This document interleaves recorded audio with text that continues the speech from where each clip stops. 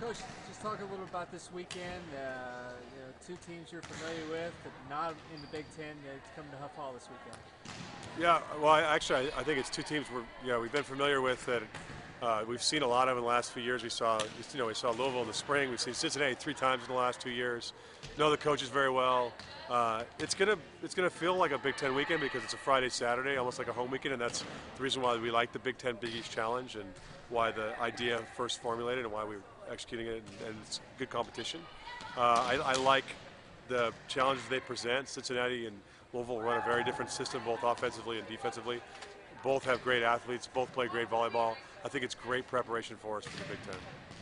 Like you said, 1 week before the Big Ten, you look down, still 7 teams ranked. You guys are number 3. And obviously, we're still early in the season, but there aren't that many undefeated teams left among the top teams in the country. It's pretty balanced. It is. Well, I think this year it's going to be an interesting year. There's a lot of talented teams. There's a lot of people that lost a lot of key players last year. The Big Ten is going to be extremely interesting. I think there's several teams that I think there's going to be a lot of upsets that people would perceive as upsets that maybe the coaches wouldn't think are upsets. And the rankings right now really don't mean much to us or anybody really around the team.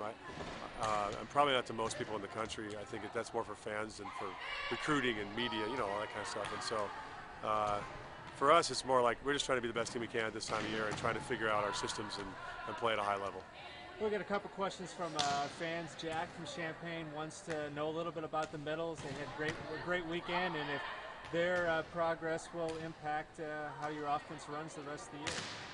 Well, I think we're talking about developing an offensive system. We're always basing it on the personnel we have, and so if they continue to be effective, we're going to use the middles a lot. If the right side ends up being a big weapon for us with Lizzie over there, then we'll use that a lot. It's just going to be about what our strengths and weaknesses are, evaluating that, and then it's going to be a little bit of opponent base. If certain opponents try to take certain things away, we're going to have to take advantage of that. The thing I like is that so far this year we've had more balance offensively, and that's probably what Jack's alluding to, than we've had in the past. And I think that's a good. I think that's because one thing because of Annie, she likes to use the middle a little bit more.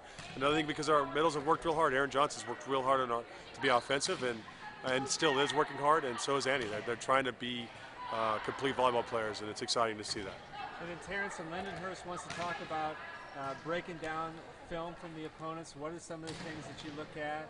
How much time do you spend on that, and then how do you present that to your team? I will say that the majority of our time is spent during the season looking at other opponents. We watch all kinds of tendencies and all kinds of, we watch every match that we possibly get our hands on. For instance, Cincinnati, I think we have 6 of their matches that we're watching right now. And so we chart it, we look at it statistically, we look at it objectively and subjectively, and we're gonna understand the team as best we can. You never know how a team's going to play against you and because they're doing the exact same thing and they may make changes.